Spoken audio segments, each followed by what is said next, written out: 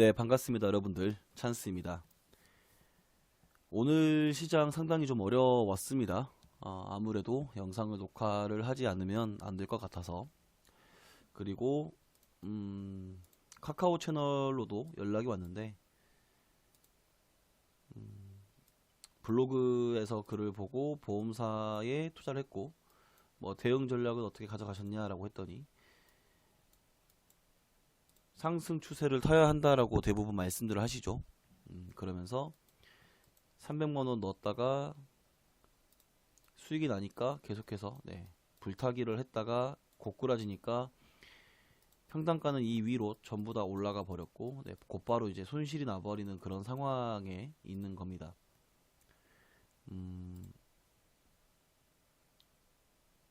그래서 미래에셋생명 차트를 좀 보도록 하고 제가 미래에셋생명을 공략을 하지 않았던 이유라고 해야 될까요?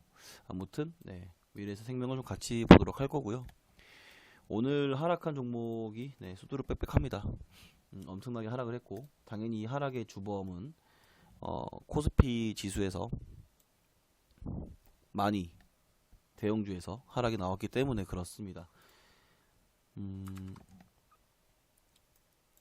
뭐 시가총액 상위 종목들만 보더라도 당연히 삼전딕스가 이렇게 10%씩 하락을 했고 삼성전기도 오늘 하락을 했고요. 12%. 아직 뭐 고점대이긴 합니다만은 현대차도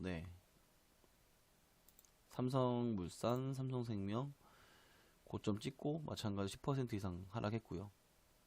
대부분 이렇게 이제 파란색으로 6%, 5%도 심심치 않게 볼 수가 있습니다. 뭐 하나금융지주 이런 애들이 좀 잘 버티네요. 금융주들이 그쵸? 이런 것들이 이제 특징적이다라고 볼 수는 있는데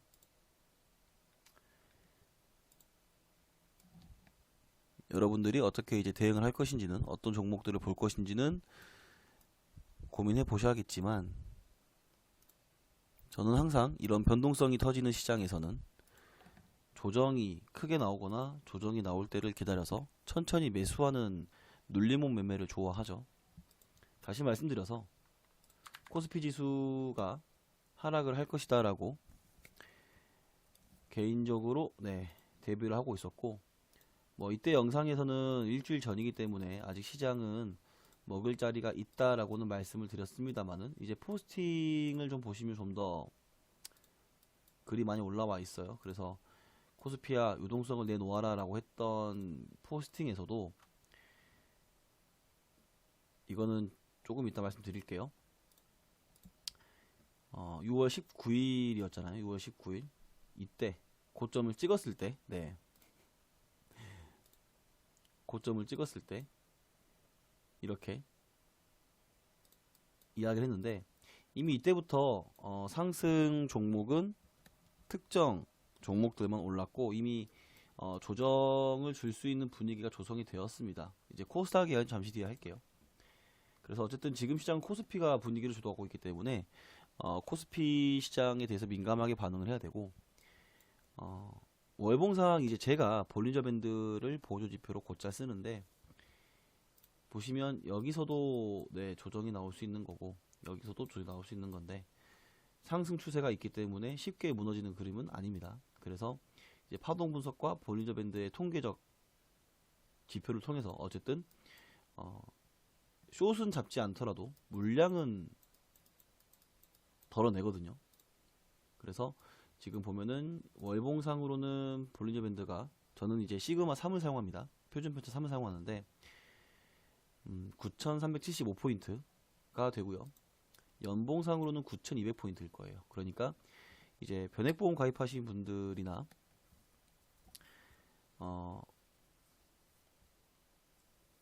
따로 이렇게 투자를 하시는 분들에게 말씀을 드리지만 이런 변동성이 터지는 장에서는 사실 변액보험을 운용할 수가 없죠. 왜냐하면 단타를 쳐야 되는 자리에서 그리고 좀 더 안정적인 투자 수익률을 가져가기 위해서는 이런 자리에서 이제 매매를 하는 게 맞지 이런 자리에서 매매하는 거는 상당히 위험하다.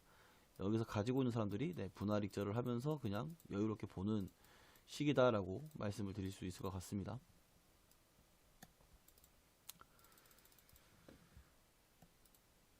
아무튼 뭐 지금 이렇게 하락이 나왔는데 또 어디까지 하락할지는 좀 지켜봐야겠습니다만은 이렇게 변동성이 터질 때는요 그냥 기다리세요.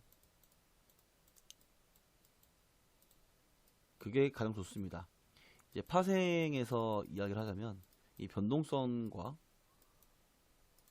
결부되는 게 옵션인데요. 이 옵션의 매도가 항상 기본적인 세팅값이기 때문에 변동성이 죽을 때를 좀 기다려서 그때 다시 한번 이제 종목들이 움직일 텐데 그런 시장의 움직임에서 종목들을 관찰한 다음에 조금씩 좋은 자리에서 매수를 하면 됩니다. 그리고 이제 코스닥 이야기도 했는데요. 뭐 이제 반도체 소부장도 이야기했지만, 코스닥 쪽은 아직도 제가 조금 이제 말씀을 드리고 싶은 게,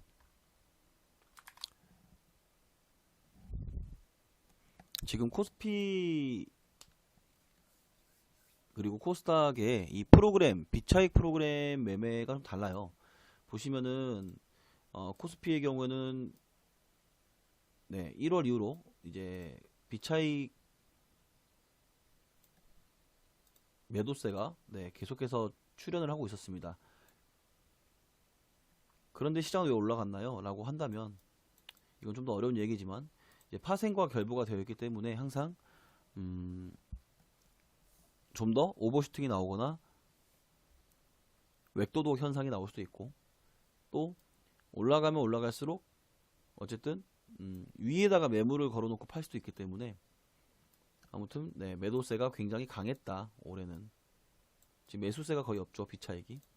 참고로 비차익 프로그램, 차익 프로그램 매매는 여러분들 좀 공부를 하시면 좀 더 시장의 수급적인 부분을 보실 때 좋으실 거고 반대로 이제 코스닥을 볼게요. 코스닥 같은 경우에는 오늘도 비차익 프로그램 매매가 2250억 찍혀 있지만 일자로 보시면 확실히 코스피와 다른 모습을 보이고 있습니다. 그쵸? 그래서 일단 수급적인 측면에서 보았을 때는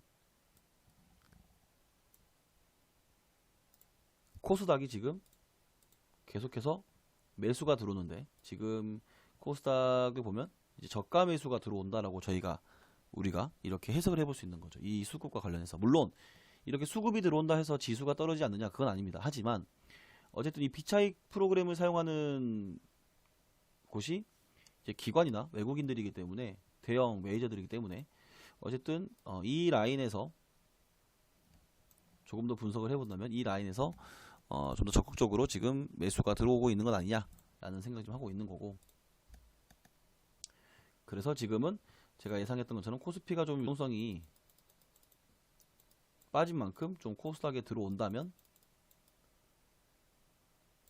훨씬 더 지금 코스피보다 가벼운 시장이기 때문에 코스닥에서 좀 기대를 해보시지 않냐. 다만 시장의 분위기는 네, 코스피가 가져오고 있고 코스피가 무너지면 코스닥도 같이 무너질 수 있는지 또는 또 버티는지 이런 것들을 지켜봐야 되는데 오늘 단순하게만 보더라도 코스피가 10% 빠졌는데 코스닥 종합지수는 네, 7.9% 그리고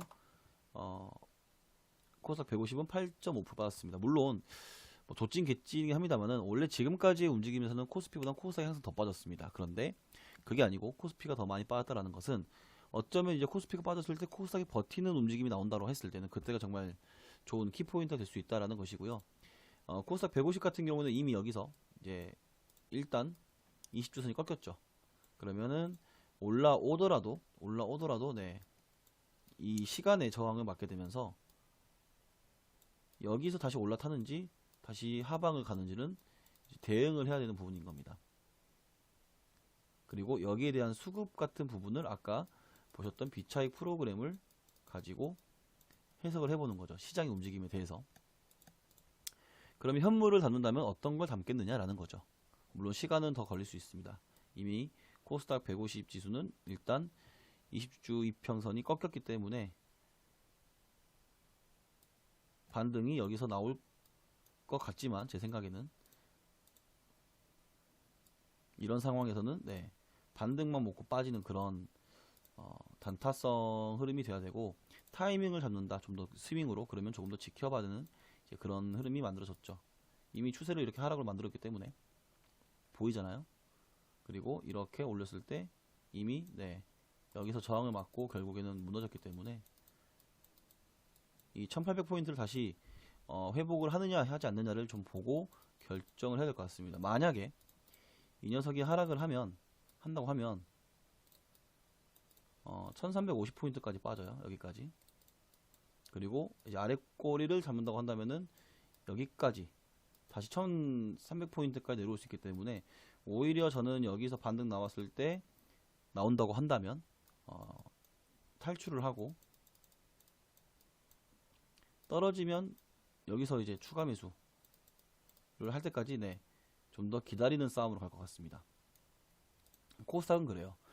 지금 추세만 본다면 코스피가 훨씬 좋죠. 다만 이제 코스피를 해석할 때는 이 시간의 변동성을 줄이기 위한 이제 이격을 줄이는 과정을 만들어 가야 된다라는 거죠. 그래서 변동성을 크게 보였다가 계속해서 이제 줄어주는 모습을 보이면 이제 그때 다시 코스닥이 어떻게 움직일지 모르겠지만 여기서 이렇게 떨어질 수 있습니다. 어쨌든 이격을 줄인다라는 움직임을 파악한다면 그러면 여기서 다시 한번 반등이 나올 수 있겠죠. 그래서 충분히 조정을 가져갈 때를 기다리는 게 좋고 이제 그 움직임 내에서 종목들을 컨택해서 조심조심 이렇게 매수하시는 게 좋아요. 다만 올라갈 종목들은 회복력이 빠르기 때문에 물론 저도 지금 매수를 조금씩 하고 있습니다만은 좀 더 시간을 좀 지켜보려고 하고 있습니다. 그래서 지금 저는 지수 ETF를 매매하고 있진 않아요. 왜냐면 코스닥은 아까 말씀드린 것처럼 종목들을 공략하는 게 훨씬 더 메리트가 있는 시장이고 코스피는 지금 여기서 레버리지를 잡을지 곧버스를 잡을지는 오리무중입니다.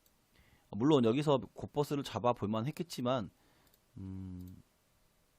굳이 그냥 현금 보유도 하나의 해지 방법이기 때문에 굳이 뭐 곧버스를 잡아서 잘못하다가 골로 가는 것보다는 지금 상황에서는 아직까진 누가 보더라도 상승 추세에 위치하고 있기 때문에 개인이 곧버스를 잡는 그런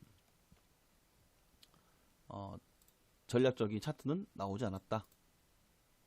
그래서 지금은 현금 보유를 하고 조정이 나오면 매수를 하는 방향으로, 그리고 그 역시 매물이 많이 쌓였거나 많이 올라간 종목들은 좀 위험하기 때문에 변동성이 줄어가는 과정이 있다 하더라도 이미 한번 시세가 나왔다면 위험할 수 있기 때문에 아직 시세가 나오지 않은 종목들을 가지고 시세를 줄 수 있는 위치에 있는 녀석들을 좀 관찰을 잘 해야겠죠. 자, 그래서 일단 제가 영상으로 LG전자를 말씀을 드렸는데 아마 어제 좀 반등을 하면서 13%까지 반등을 하면서 이 바닥을 잡아주겠다라는 생각으로 많은 분들이 좀 매수를 따라 들어갔을 것 같은데 저는 더 내려온다라고 보거든요. 그래서 저는 15만원 라인까지는 내려오는 거를 좀 봐야 되지 않겠냐라는 생각을 하고 있습니다. 어제 영상에서도 제가 뭐 18만 6천원 이 사이를 말씀드렸지만 오늘 좀 정확하게 계산을 해보면 일단 저는 이 파동의 범위를 줄인다고 한다면 16만원 이하에서 좀 매수를 이제 슬슬 담아보지 않을까 그런 생각합니다. 물론 여기서 한 번 더 떨어져주면 이제 반등을 노릴 수 있기 때문에 이런 식으로 매물을 만들어 버리면 나오더라도 올라가기 힘들어서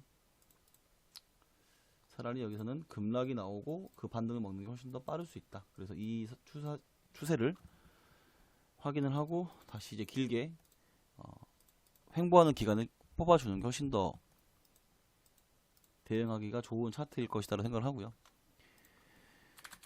미래에셋생명을 좀 보죠. 미래에셋생명 같은 경우에는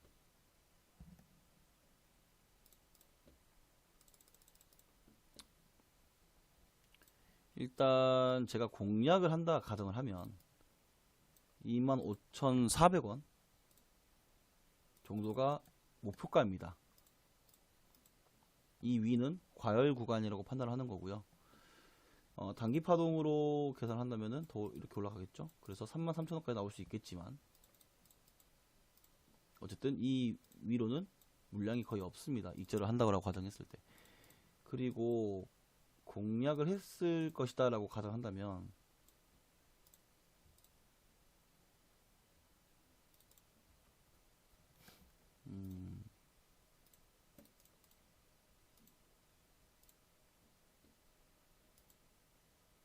이 자리겠네요.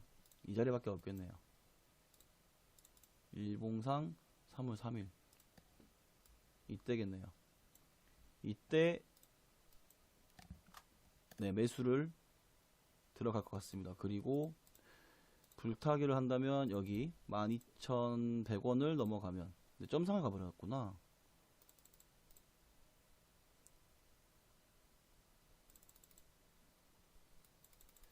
네, 아마 1차 매수만 하고 끝날 것 같습니다. 그리고 익절을 하고 아까 말씀드렸던 게 25,000원이 최종 목표가이기 때문에 거래대금이 터지면서 변동성이 터지면서 네, 이렇게 올라가 버리면 저는 이제 익절을 다 해버리죠. 다만 이 자리에서 매수를 할 수 있냐? 저는 안 합니다. 저는 이런 차트가 나오게 되면 다시 여기까지 떨어지길 기다려요. 이 자리까지.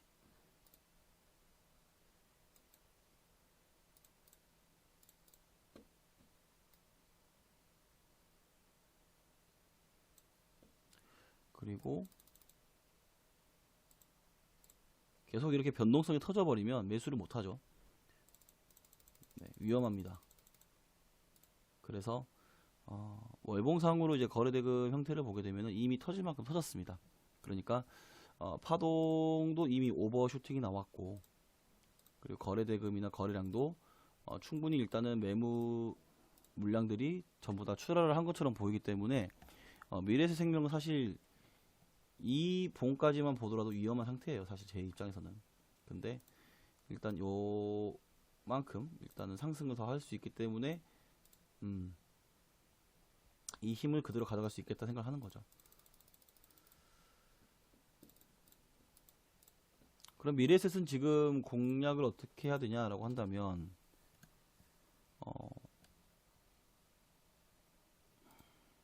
두 가지 타점이 나오는데요. 15,000원, 15,500원 라인 하고요. 그 다음에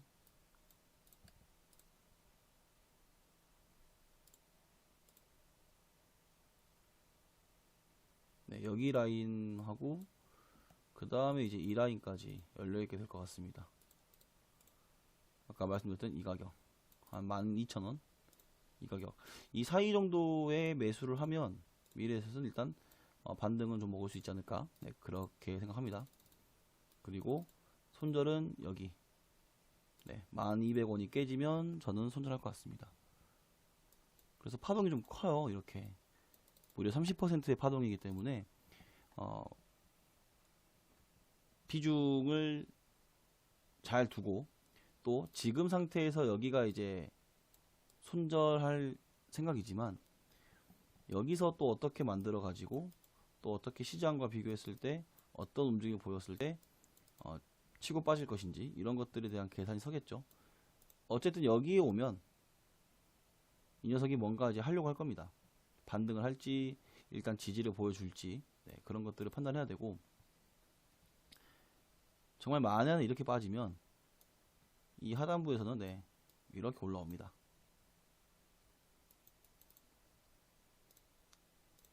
근데 애초에 이렇게 변동성이 터진 종목들을 바라본다는 것 자체가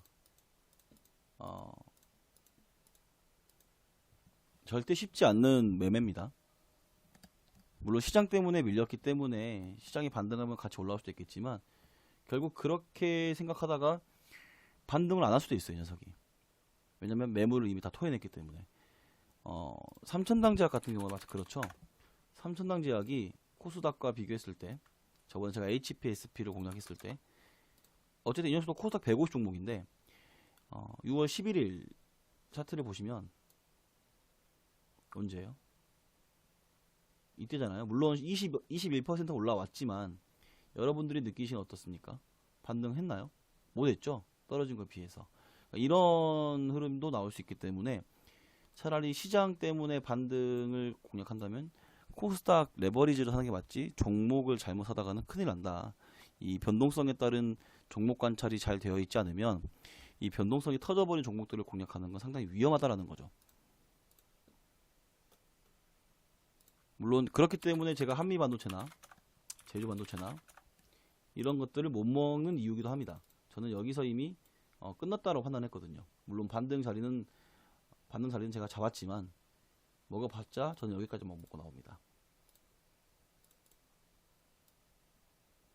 그리고 이제 여기서 추세를 다시 받고 나갔을 때 추가 상승이 있을 수 있겠다라고 하겠지만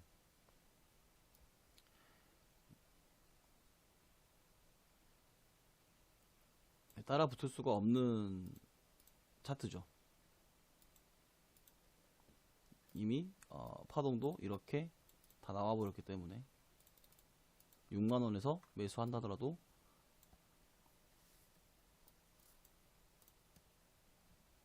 그래서 결국 이제 시장에서 여러분들이 바라보실 때 지나다 보면 이걸 전부 다 먹을 수 없다라는 결론에 도달합니다.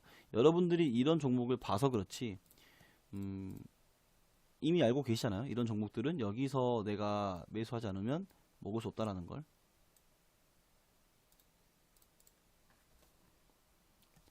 시장에 얼마나 많은 종목들이 있는데 여러분들이 콕 집은 종목이 이렇게 3배, 4배를 단기간에 갈 종목이라고 확신을 못하죠. 그리고 이런 시장은 사실 흔치 않습니다. 정말로. 네, 그런 시장이 흔치 않죠. 이렇게만 보더라도.